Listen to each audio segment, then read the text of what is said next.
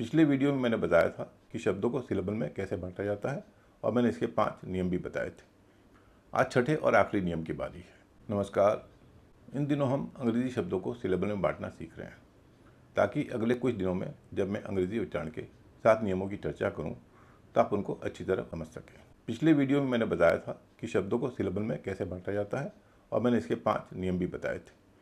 ये 5 नियम 5 तरह के शब्दों पर लागू होते हैं। पहला नियम ऐसे शब्दों पर लागू होता है जिनमें एक वॉवेल हो या 2 वॉवेल साथ साथ हों। जैसे ACT एक्ट, इसमें एक वॉवेल है, या TEAM टीम, इसमें 2 वॉवेल हैं तो उनका एक ही उच्चारण हो रहा है। दूसरा नियम ऐसे शब्दों के बारे में है जिनमें 2 वॉवेल के बीच में 2 कॉन्सोनेंट हों। ये कॉन्सोनेंट एक ही लेटर भी हो सकते हैं या अलग अलग लेटर भी हो सकते हैं, जैसे DOC TOR या HAPPY। ऐसे शब्दों में रूल नंबर 2 लागू होगा। तीसरा नियम ऐसे शब्दों के बारे में है जिनमें प्रीफिक्स या सफिक्स होते हैं, जैसे एक्टिंग, जिसमें ING एक सफिक्स है, या रिचार्ज, जिसमें RE एक प्रीफिक्स है। चौथा नियम ऐसे शब्दों पर लागू होता है जो एक से अधिक शब्दों से मिलकर बने होते हैं, जैसे BREAKFAST ब्रेकफास्ट या BATSMAN बैट्समैन। ब्रेकफास्ट ब्रेक और फास्ट से मिलकर बना है और बैट्समैन बैट्स और मैन से मिलकर बना है। ऐसे शब्दों में रूल नंबर 4 लागू होगा। पांचवा नियम ऐसे शब्दों पर लागू होता है जिनके अंत में LE है या CKLE है, जैसे टेबल, जिसके अंत में LE है, या पिकल, जिसके अंत में CKLE है।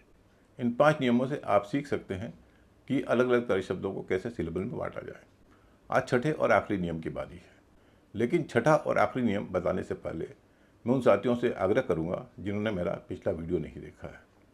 अगर उन्होंने पिछले वीडियो के 5 नियमों को नहीं समझा तो वे छठा नियम भी नहीं समझ पाएंगे। इसलिए मेरा आग्रह है कि पहले वे पिछला वीडियो देखें, उसके बाद ही इस वीडियो में आगे बढ़ें। मेरा पिछला वीडियो देखने के लिए सर्च करें आलिम सर की वीडियो क्लास 52। अब छठे नियम की बारी। छठा नियम ऐसे शब्दों के बारे में है जिनमें 2 वॉवेल के बीच में एक कॉन्सोनेंट है, या 2 कॉन्सोनेंट भी हैं तो उनकी ध्वनि एक है, जैसे WATER वाटर। इसमें A और E के बीच में T कॉन्सोनेंट है जिसका उच्चारण है ट। या गैदर GATHER, इसमें 2 वॉवेल के बीच में 2 कॉन्सोनेंट हैं, T और H, लेकिन उनकी ध्वनि एक है, द। ऐसे सभी शब्दों में छठा नियम काम करता है। आप दूसरे और छठे नियम का अंतर देख पा रहे हैं।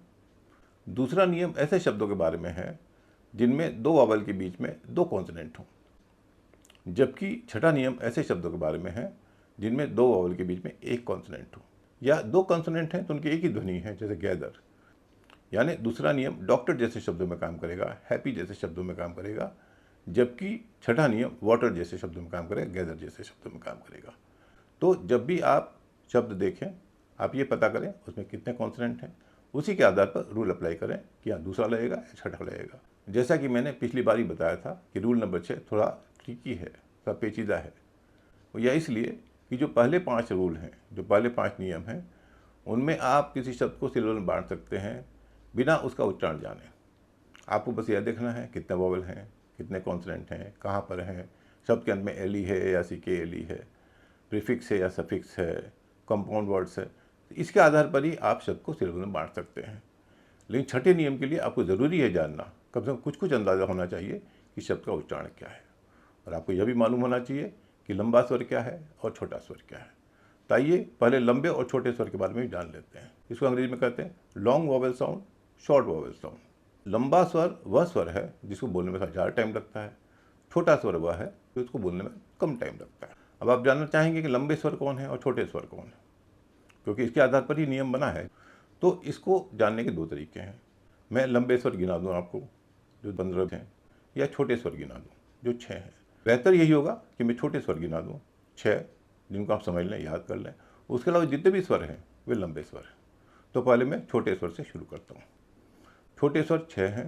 अ, छोटा ओ, छोटी ई, छोटा ए और छोटा ऊ। अ, छोटा ओ, छोटी ई, छोटा ए और छोटा ऊ। इनके अलावा जितने भी स्वर हैं वे लंबे स्वर हैं। आपको इनको याद रखने की ज़रूरत नहीं है, आप बस छोटे स्वर को याद रखें। इनके अलावा जितने भी स्वर हैं उनको लंबा स्वर मानें। वैसे जिन साथियों को रुचि हो कि लंबे स्वर कौन से हैं, उनके लिए मैं गिना देता हूँ। लंबे स्वर ये हैं, जितने भी वॉवेल हैं उनके नाम की जो उच्चारण है वे लंबे स्वर हैं। यानी ए, ई, आई, ओ, यू, ये इन वोवल के नाम हैं। तो जहाँ भी ए देखें, ई देखें, आई देखें, ओ देखें, यू देखें या ऊ देखें, उनको लंबा स्वर मानें।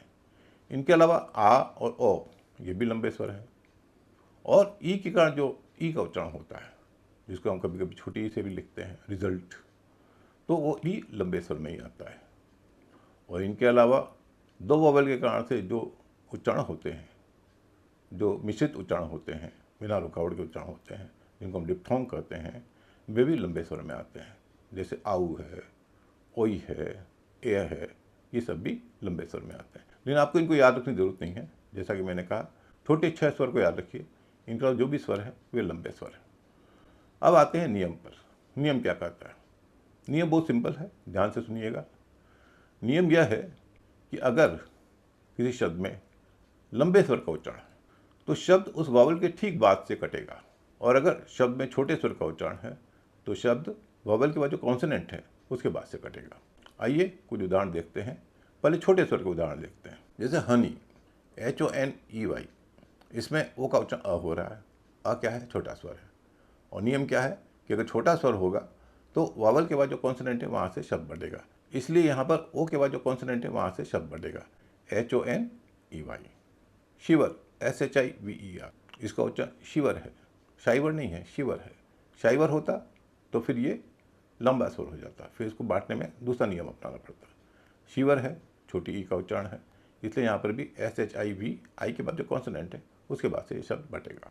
होवर, होवर में ओ है, छोटा ओ है। मैं बता दूं कि ओ के कारण जो उच्चारण होता है ओ का, वो छोटा ओ होता है, ये याद रखिएगा। तो इसलिए HOVER से ओ का जो उच्चारण हो रहा है वो छोटा है, इसलिए यहाँ पर ओ के बाद जो कॉन्सोनेंट है वी, वहाँ से शब्द बढ़ेगा। मेन्यू, MENU, यहाँ ई का ए उच्चारण हो रहा है, यह भी आप याद रखिए। ई के कारण जो ए उच्चारण होता है वह छोटा ए होता है। ई और ई ए, इनके कारण जो ए का उच्चारण होता है वो छोटा होता। बाकी जो ए के उच्चारण होते हैं, ए के कारण से, AI के कारण से, वे लंबे ए होते हैं। यहाँ चूंकि ई है, छोटा ए है, छोटा स्वर है, इसलिए एन के बाद ये शब्द बटेगा। गैदर, GATHER, इसमें TH के बाद शब्द बटेगा। क्यों? क्योंकि ए का उच्चारण ए है, ए भी छोटे स्वर में आता है। अब कुछ ऐसे शब्द जिनमें लंबे स्वर का उच्चारण, NATION, नेशन, नेशन, ए लंबा स्वर है, क्योंकि जो 6 छोटे स्वर इनमें ए नहीं है, उनमें है अ, छोटा अ, छोटी ई, छोटा ए, आई और ऊ, छोटा ऊ, इसलिए नेशन में जो ए है लंबा स्वर है। फादर, मैंने कहा था आ भी लंबे स्वर में आता है, फादर, इसे भी ए के बाद शब्द कटेगा। वाटर, WATER, वॉ, ये भी लंबा स्वर है, इसीलिए इसमें भी ए के बाद शब्द कटेगा। रिफ्यूज़, रिफ्यूज़ में आर के बाद ई है। मैंने बताया था ई का जो भी उच्चारण होता है, जब भी ई जैसा उच्चारण होता है, चाहे छोटी ई हो या बड़ी ई हो, तो उसे लंबा स्वर माना जाता है। यहाँ पर भी ई के बाद शब्द बटेगा। रिटेल, वही स्थिति है, यहाँ पर ई का उच्चारण दीर्घ ई है, बड़ी ई है, रिटेल, यहाँ पर भी ई के बाद शब्द बटेगा। बाइसिकल, आई भी लंबे स्वर में आता है और यहाँ भी आई से बटेगा। प्रोफाइल, PROFILE, ओ के बाद शब्द बटेगा क्योंकि उच्चारण हो रहा प्रोफाइल, वो लंबा स्वर है। अब छोटे स्वर को याद रखिए, बाकी सब लंबे स्वर है। म्यूजिक, यू, ये भी लंबा स्वर है, इसलिए यू के बाद सिलेबल में बटेगा। इनके अलावा जब किसी शब्द में दो वोवल साथ साथ होते हैं, उनका सामूहिक उच्चारण होता है बिना रुकावट के, जैसे आऊ है, ओई है, ए है, इनको भी लंबा स्वर ही माना गया है, उनमें भी यही नियम लागू होगा। जैसे ऑयस्टर, OYSTER, OY का उच्चारण हो रहा ओई, तो ओई लंबा स्वर है, तो इसलिए वाई के बाद शब्द बटेगा। BEAUTY, ब्यूटी, EAU का उच्चारण यू हो रहा है, यू दीर्घ स्वर है, इसलिए यू के ठीक बाद शब्द बटेगा। फ्लावर, यहाँ पर कुछ लोग कन्फ्यूजन हो जाता है, वे डब्ल्यू को कॉन्सोनेंट मान लेते हैं, लेकिन डब्ल्यू जो है यहाँ कॉन्सोनेंट नहीं है, वॉवेल है। OW का उच्चारण हो रहा है आऊ, जो कि डिप्थोंग है, लंबा स्वर है, इसलिए डब्ल्यू के बाद शब्द बटेगा। फ्लावर। अब जब हमने शब्दों को सिलेबल में बांटना सीख लिया है और अच्छे नियम भी सीख लिए हैं, तो खुद सिलेबल शब्द को ही सिलेबल में बांट के देखते हैं कि ये नियम हमारी कैसे मदद करते हैं। शब्द है SYLLABLE। सबसे पहले हम इसमें वोवल गिनेंगे क्योंकि वॉवल गिन के ही हम के सिलेबल काउंट कर सकते हैं, कितने सिलेबल में इनको बांटना है, कितने हिस्सों में बांटना है। तो इसमें 3 वॉवल हैं, वाई, ए और लास्ट में ई। 3 वॉवल हैं, 3 सिलेबल, यानी इनको 3 हिस्सों में बांटना है। अब 3 हिस्सों में बांटना है तो 6 में से कौन सा नियम लागू होगा? देखिए ज़रा, SYLLABLE, double L, rule number 2। Rule number 2 मैंने बताया ऐसे शब्दों के बारे में है जिनमें एक लेटर का 2 बार आता है तो उसको 20 से बांटा जाता है। क्योंकि इसमें एल 2 बार आया है इसलिए 20 से बांटा जाएगा।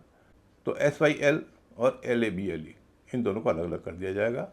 एक एल इस सिलेबल में आएगा, एक एल उस सिलेबल में आएगा। अब अच्छा LABLE इसको बांटना है, इसमें कौन सा नियम लगेगा? रूल नंबर 5, जो उन शब्दों के बारे में है जिनके अंत में LE है। वो नियम क्या कहता है? जो शब्द LE से अंत होते हैं उनमें LE से पहले जो कॉन्सोनेंट है वहाँ से शब्द बटेगा। LE से पहले कौन सा कॉन्सोनेंट है? B, यानी B से बटेगा। तो LABLE जो है वो बटेगा LA और BLE में। हमारा शब्द बढ़ गया SYLLABLE, 3 सिलेबल। सिलेबल की क्लास आज समाप्त हुई। अगली क्लास टेस्ट पर होगी जिसमें मैं अमरीश पुरी और ऋषि कपूर के माध्यम से समझाऊंगा टेस्ट का नियम। उसके बाद ही हम उच्चारण के 7 नियमों पर बातचीत शुरू कर देंगे। तब तक आप शब्दों को सिलेबल में बांटने की प्रैक्टिस कीजिए। आप चाहें तो ये जो 6 नियम मैंने बताए हैं इनको किसी कागज़ पर नोट कर लीजिए। पहले छोटे शब्दों से शुरू कीजिए जिनमें सिंगल वॉवल हो या डबल वॉवल हो, और जब आप सिलेबल में बांट चुके हों तो एक वेबसाइट है howmanysyllabus.com, इस पर जाइए और वहाँ पर जांचिए कि आपने शब्दों को जो सिलेबल में बांटा है सही बांटा है या नहीं बांटा है। इसके अलावा अगर कोई समस्या हो, कोई सवाल हो तो नीचे कमेंट बॉक्स में लिखिए या मुझे ईमेल कीजिए alimsir@gmail.com। नमस्कार। अंग्रेजी शब्दों के उच्चारण के बारे में आपको और जानना हो तो पढ़ें आलिम सर की इंग्लिश क्लास।